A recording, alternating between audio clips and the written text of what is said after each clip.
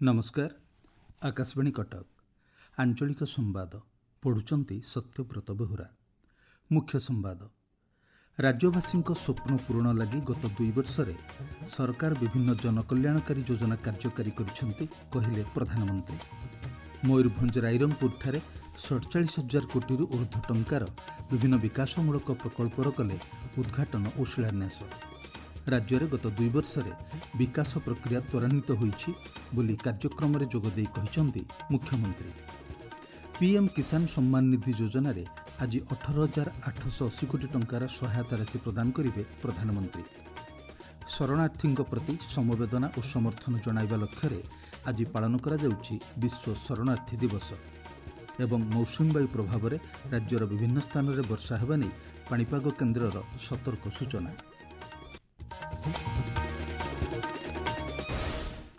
राष्ट्रपति द्रौपदी मुर्मू और प्रधानमंत्री नरेंद्र मोदी आज मिलित भावे मयूरभंज रायरंगपुर रे 47,000 कोटी अधिक टंकार विभिन्न विकासमूलक प्रकल्पर उद्घाटन और शिलान्यास करिसेंति।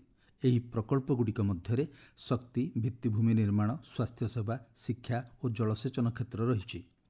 प्रधानमंत्री श्री नरेंद्र मोदी जनसमावेश को उद्बोधन देई कहिसेंति राज्य सरकार गत 2 वर्ष मध्यरे प्रतिटी क्षेत्र में विकासमूलक कार्य को प्राधान्य देई लोकमानक हित उद्देश्य कार्य करिसेंति। प्रधानमंत्री मोदी सांथाली भाषा रे संविधान प्रस्तुत करा जायथिबा कहिबा सह ओडिशार संतान माननकु पद्म सम्मान रे सम्मानित करा जायथिबा कहिसेंति। श्री मोदी कहिसेंति गत 2 वर्षरे राज्य सरकार लोकमानक स्वप्न साकार करिबा दिगरे सफलता लाभ करिसेंति।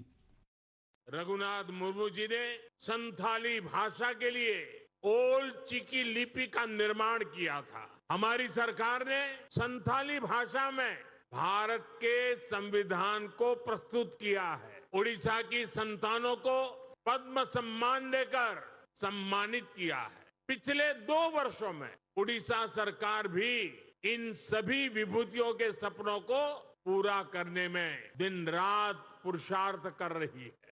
ଏହି ଅବସରରେ ମୁଖ୍ୟମନ୍ତ୍ରୀ ମୋହନ ଚରଣ ମାଝୀ କାର୍ଯ୍ୟକ୍ରମରେ ଯୋଗଦେଇ କହିଛନ୍ତି ରାଜ୍ୟ ସରକାର ଗତ 2 ବର୍ଷରେ ମହିଳା, ଗରିବ, ଅନ୍ନଦାତା, ଅନୁସୂଚିତ ଜାତି ତଥା ପଛୁଆ ବର୍ଗଙ୍କ ପାଇଁ ବିଭିନ୍ନ କଲ୍ୟାଣକାରୀ ଯୋଜନା ଲାଗୁ କରିଛନ୍ତି। ରାଜ୍ୟର କଲ୍ୟାଣ ପାଇଁ ସରକାରଙ୍କ ନିରନ୍ତର ପ୍ରୟାସ ଜାରି ରହିବ। ଶିକ୍ଷା, ସ୍ୱାସ୍ଥ୍ୟ, ମହିଳା ସଶକ୍ତିକରଣ ଓ ଜନସାଧାରଣଙ୍କ ଜୀବନଧାରଣ ମାନରେ ଏହି ସମୟ ମଧ୍ୟରେ ବ୍ୟାପକ ପରିବର୍ତ୍ତନ ଆସିଛି ବୋଲି ମୁଖ୍ୟମନ୍ତ୍ରୀ ଶ୍ରୀ ମାଝୀ କହିଛନ୍ତି। अनेक प्रतिबंधक सत्ते राज्यर महिला, गरीब, अन्नदाता, युववर्ग, अनुसूचित जाति, जनजाति तथा पछुआ वर्गंक पई अनेक नूतन कार्यक्रम और योजना मान आम सरकार प्रलयन कर सारी जहाँ फल विकासर गति रे तीव्रता आसी। शिक्षा, स्वास्थ्य, महिला सशक्तिकरण, जीवन जीविका और शिल्प क्षेत्र में व्यापक परिवर्तन आज ओडिशा क्षेत्र में आसी। सरकार उदार शिल्प नीति जगू आज आम राज्य शिल्पपति प्रथम पसंदर राज्य भावे आज ओडिशा आपन सामने छिड़ा।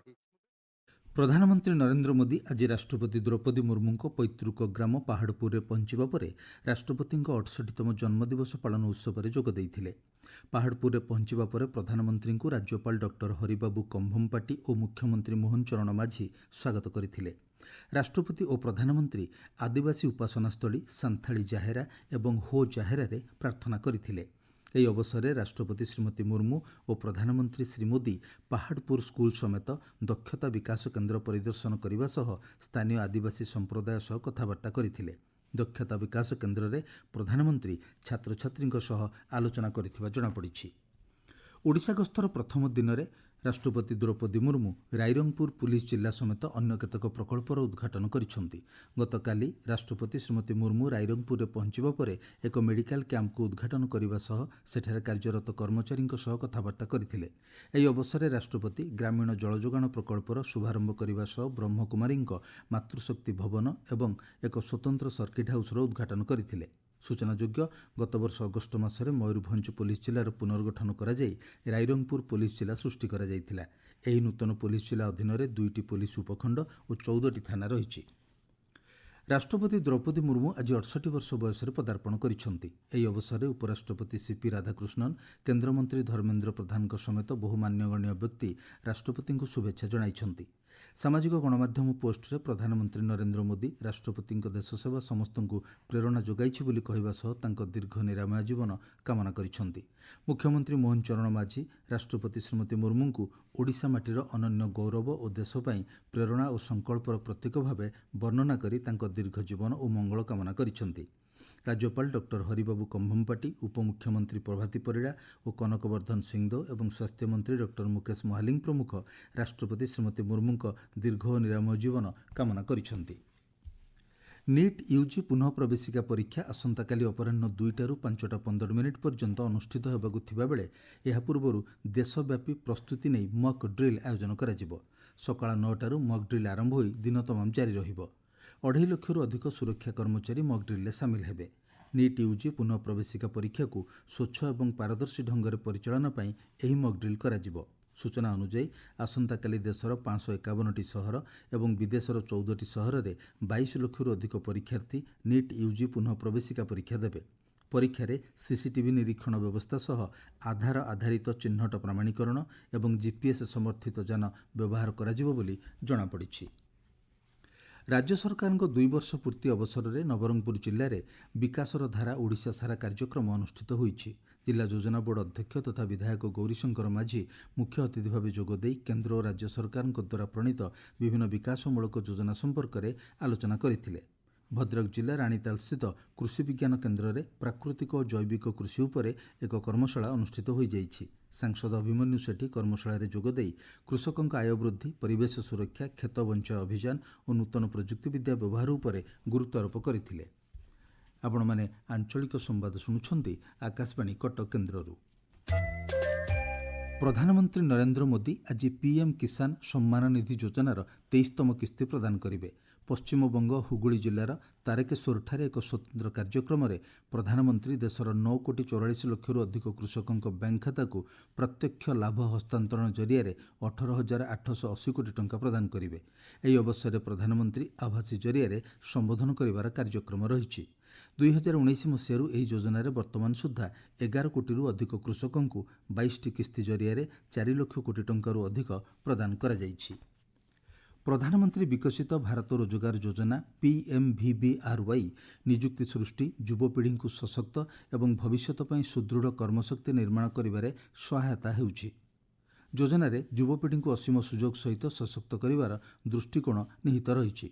योजना अधीन प्राय 70 लाख चाकरी सृष्टि करा जाइछि। देशव्यापी अद्यावधि 20 लाख युवगोष्ठी निज प्रथम चाकरीर 6 मास पूरण करिसेंति। गत 12 वर्ष मध्य सरकार रोजगार समस्त पथ को मजबूत करिसेंति। भित्तिभूमि नवसृजन, विनिर्माण डिजिटाल अर्थनीति और महाकाशर स्टार्टअप पर्यंत समस्त क्षेत्र में पर्याप्त सुजोग सृष्टि करा जाइछि। प्रधानमंत्री विकसित भारत रोजगार योजना अधीन केंद्र सरकार 2 वर्ष मध्य 3.5 कोटी ऊर्ध्व निजुक्ति सृष्टिर लक्ष्य रखिछंती।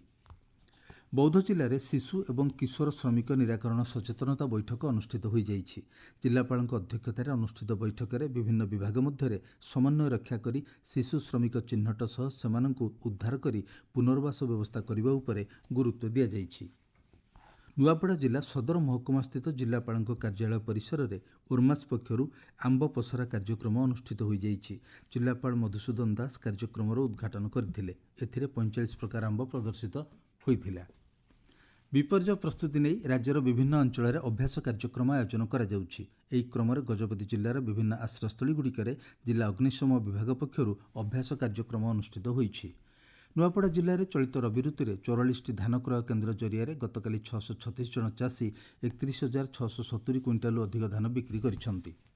शरणार्थी माननकु सम्मानित करने और सेमाननक प्रति समवेदना और समर्थन जणाइबा लक्ष्य रे आज विश्व शरणार्थी दिवस पालन करा जाउछि। शरणार्थी माननक समस्या एक विश्वस्तरीय समस्या होइथिबारु यार मुकाबिला पई विश्वव्यापी प्रयास चलिछि। चलित वर्ष एही दिवसर वार्ता रहिछि समस्ते निरापद रहिबा पर्यंत। राज्य में दक्षिण पश्चिम मौसुमी वायु सक्रिय रही। मौसुमी प्रभाव में विभिन्न स्थान में वर्षा हो जाइछि। आसंता 24 घंटा मध्य वज्रपात सह वर्षा हेबा नै भुवनेश्वर स्थित आंचलिक पाणीपाग विज्ञान केन्द्र पक्षर प्राय समस्त जिला को सतर्क सूचना जारी करा जाइछि। मुख्य संवाद पुणी थे। राज्यवासी स्वप्न पूरण लगी गत 2 वर्ष में सरकार विभिन्न जनकल्याणकारी योजना कार्यकारी करिसेंति कहिले प्रधानमंत्री। मयूरभंज रायरंगपुर 47,000 कोटी ऊर्ध्व टंकार विभिन्न विकासमूलक प्रकल्पर कले उद्घाटन और शिलान्यास। पीएम किसान सम्मान निधि योजना रे आज 18,880 कोटी टंकार सहायता राशि प्रदान करेंगे प्रधानमंत्री एवं मौसुमी वायु प्रभाव में राज्यर विभिन्न स्थान में वर्षा होगा नहीं पाणीपाग केन्द्र सतर्क सूचना। आंचलिक संवाद वर्तमान एतिकी। परवर्ती आंचलिक संवाद शुणिपारे संध्या 6:45 मिनिट्रे।